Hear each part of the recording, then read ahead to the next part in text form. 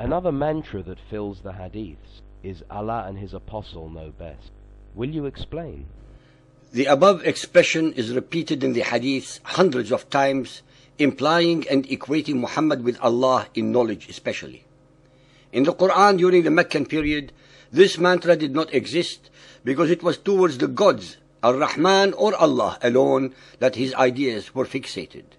This changed after his arrival to Medina with his increasing political and military power, whereby the verses almost invariably associated Allah with his messenger. Muhammad's initial humility and humbleness were taken over by self-assertion and extreme arrogance, whereby he invariably linked his name to that of Allah, creating a subliminal twinning and an inseparable association in the minds of his impressionable, ignorant and gullible followers, as shown in only a few examples below. Sahih Muslim Hadith 6813, narrated by Abu Hurairah.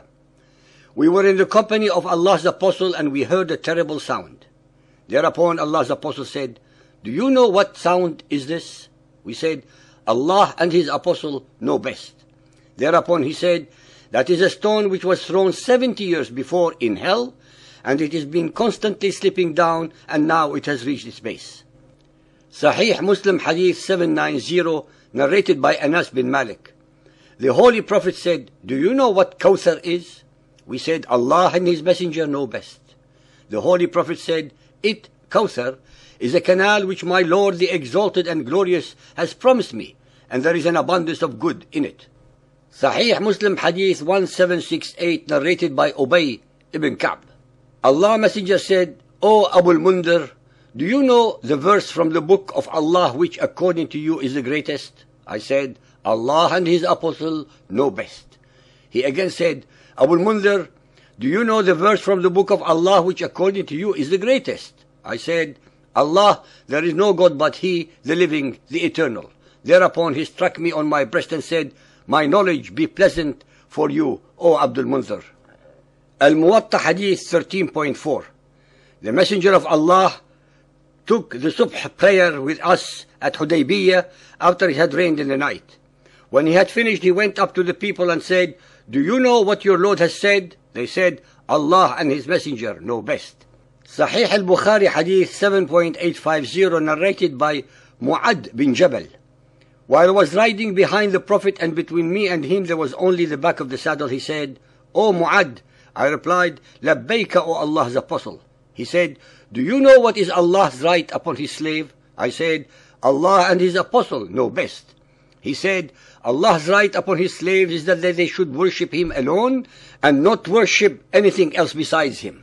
Then he proceeded for a while and then said, "O Mu'ad bin Jabal," I replied, "Labbayka, O Allah's Apostle." I said, "Do you know what is the right of the slaves upon Allah if they do that?" I replied, "Allah and His Apostle know best." He said, "The right of the slaves upon Allah is that He will not punish them if they do that." Sahih al-Bukhari Hadith 9.520, narrated by Abu Dahr. I entered the mosque while Allah's Apostle was sitting there. When the sun had set, the Prophet said, "O Abu Dahr, do you know where this sun goes?" I said, "Allah and His Apostle know best." He said, "It goes and asks permission to prostrate, and it is allowed, as if being ordered to return whence it came, then it will rise from the west." Al-Tirmidhi Hadith 259, narrated by Anas bin Malik. Allah Messenger said, "Do you know who is most generous?" They said, "Allah and His Messenger know best." Whereupon he said, "Allah is the most generous. Then I am most generous to mankind. And the most generous people after me would be those who will acquire knowledge and then disseminate it." Since neither Allah nor Gabriel ever addressed the followers of Muhammad, they, the gullible, superstitious and ignorant, had no choice but to accept Muhammad's statements as true, which of course they were not.